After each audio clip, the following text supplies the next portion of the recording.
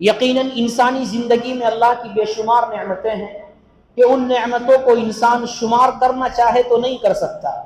قرآن مقدس میں اللہ نے فرمایا وَإِن تَعُدُّوا نِعْمَةَ اللَّهِ لَا تُحْصُوهَا،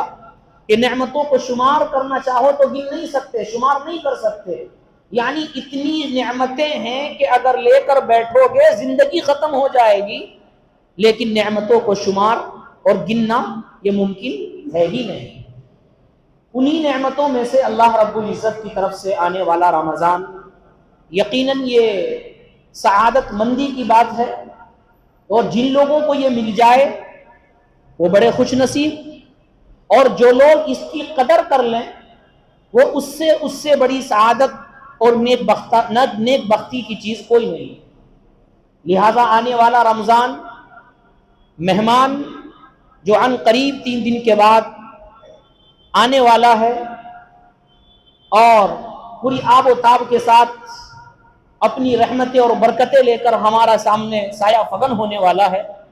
ہمیں اس کے اندر کیسے رہنا ہے، ہمیں اس کی کیسی قدر کرنی ہے، ہمیں اس کی کیسی تعظیم کرنی ہے، ہمیں اس کے اندر اپنے اخلاق، اپنے کردار، اپنے عبادات، اپنے نفس کو کیسے رکھنا ہے، یہ ہمارے لیے اب سوچنے کی بات ہے۔ پہلے زمانے میں رمضان آتا تھا، لوگ مہینوں پہلے تیاریاں شروع کر دیتے تھے۔ جو لوگ ضعیف ہیں، پرانے لوگ ہیں، وہ اپنے بچپن کو یاد کریں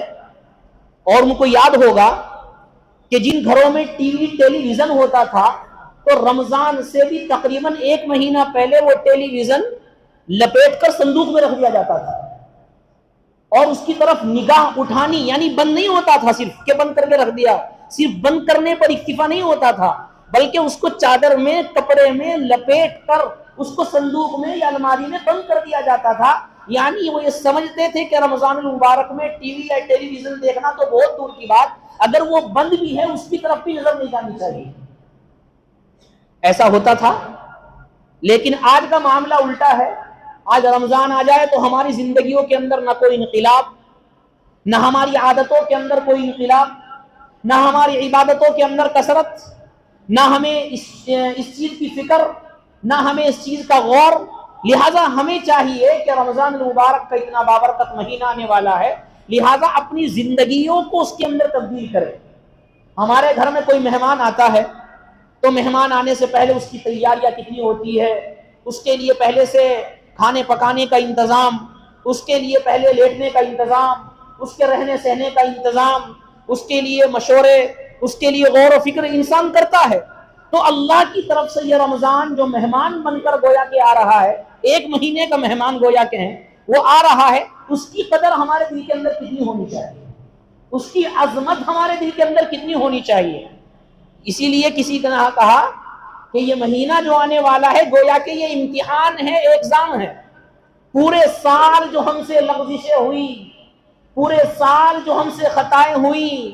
پورے سال جو ہم نے اللہ کو ناراض کیا، پورے سال جو ہم نے اللہ کے رسول صلی اللہ علیہ وسلم کے حکم کی خلاف ورزی کی، اس اللہ کو راضی کرنے کا مہینہ آ رہا ہے۔ ان 11 مہینوں کی لغزشوں کو ختم کرنے کا مہینہ آ رہا ہے، ان 11 مہینوں کی خطاؤں کو مٹانے کا مہینہ آ رہا ہے۔ انسان کا ایگزام ہوتا ہے تو رات دن ایک کر دیتا ہے، نہ رات دیکھتا ہے نہ دن دیکھتا ہے، صبح کو دیکھو تو کتاب لے کے بیٹھا ہے، شام کو دیکھو تو کتاب لے کے بیٹھا ہے، شام میں، صبح میں، دوپہر میں دیکھو تو کتاب لے کے بیٹھا ہے۔ اس کے لیے رات اور دن کا فرق ختم، شادی میں جانا کینسل،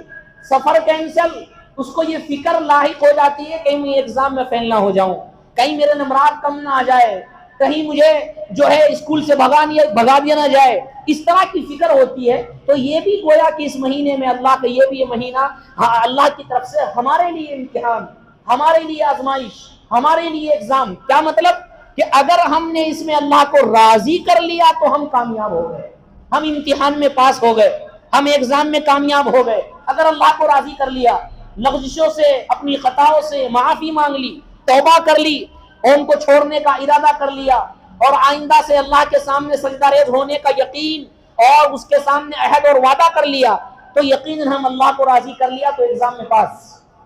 اور اگر ہم نے اس مہینے میں بھی اللہ کو راضی نہ کیا، اس مہینے میں بھی اللہ کو راضی کرنے والے اعمال نہ کیے، روزے نہ رکھے، ذکر و اذکار نہ کیا، نمازیں نہ پڑھی، اور ہمارے اخلاق اچھے نہ ہوئے، اور ہم نے زکاتیں ادا نہ کی، صدقات ادا نہ کیے، تو ہم اللہ کو راضی کرنے والے نہیں بنے۔ لہٰذا جب اللہ راضی نہیں تو ہم ایگزام میں فیل ہیں، اور اگر دنیا میں ہی ہم فیل ہو گئے تو آخرت اللہ ہی بہتر جانے۔ اس لیے ضروری ہے کہ ہم اس مہینے میں اپنی 11 مہینے کی زندگی جو ہماری چلتی آ رہی ہے، لغزشیں آ رہی ہیں، ہم ان کے اندر تبدیلی پیدا کریں۔ رمضان، لفظ رمز، رمضان کے معنی آتے ہیں جلانے کے۔ رمضان کے معنی، لغوی معنی کیا ہے؟ جلانا۔ کیوں اس کو رمضان کے معنی جلانا، رمضان کیوں کہا جاتا ہے؟ اس لیے کہ یہ گناہوں کو جلا دیتا ہے، یہ گناہوں کو مٹا دیتا ہے۔ زمین کے اوپر کوئی ناپاکی ہوتی ہے، اور اس ناپاکی کو دور کرنے کے 2 سبب ہوتے ہیں، 2 چیزیں ہوتی ہیں۔ نمبر 1، اس پر پانی بہا دیا جائے، اچھے سے پانی مار دیا جائے، پانی بہا دیا جائے تو زمین پاک ہو جاتی ہے۔ اور اگر ایسے نہ ہوئی تو زمین پر پڑنے والی سورج کی تپش اور سورج کی گرمی اتنی سخت پڑے کہ اس کی بدبو اور اس کا ظاہری سب ختم ہو جائے تو جب بھی زمین پاک ہو جاتی ہے۔ تو جس طرح سے سورج کی تپش سے اور گرمی سے زمین جو ناپاک تھی، اگر وہ اس کے اثرات ختم ہو جائے وہ اس کو پاک کر دیتی ہے، اسی طرح رمضان المبارک کا مہینہ ہے کہ رمضان المبارک کا اتنا بابرکت مہینہ ہے کہ اگر انسان اس کی عظمت کر لے، اس کی قدر کر لے، اس میں اپنی زندگیوں کو بدل لے، اپنی عبادت کے اندر کثرت کر دے، تو جس طرح زمین پاک ہو جاتی ہے اسی طرح انسان کا دل اور اس جسم پاک کر دیتے ہیں اللہ تعالیٰ۔ لہٰذا یہ اللہ سے مغفرت چاہنے کا مہینہ، اللہ کو راضی کرنے کا مہینہ، اللہ کو خوش کرنے کا مہینہ۔ لہٰذا انسان یہ سوچے کہ 11 مہینے میں جو آوارگی ہوئی، 11 مہینے میں جو کچھ اللہ کے حکم کی خلاف ورزی ہوئی، اب ان کو چھوڑ دو، اب لہٰذا اللہ کی طرف آ جاؤ۔ اسی لیے کہا یہ مشق کا مہینہ ہے، مشق کا مہینہ ہے۔ کیا مطلب؟ یعنی اس میں انسان زیادہ سے زیادہ عبادت کرے گا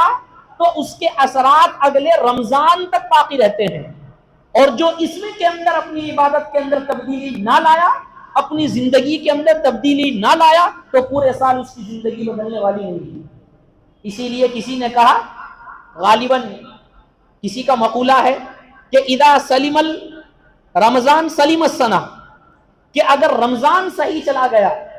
رمضان صحیح سالم ہو گیا، کیا مطلب؟ یعنی اللہ کو راضی کرنے والے اعمال کر لیے، اچھے اعمال کر لیے، سلیم السنہ، تو اس کا پورا سال بہتر جاتا ہے، اس کا پورا سال اچھا جاتا ہے، کیونکہ اس میں عبادت کی مشق ہو جاتی ہے۔ گناہوں سے انسان بچنے کی کوشش کرتا ہے، اپنی آنکھوں کی حفاظت کی کوشش کرتا ہے، اپنی زبان کی حفاظت کرتا ہے روزے کی وجہ سے، اپنے جسم کی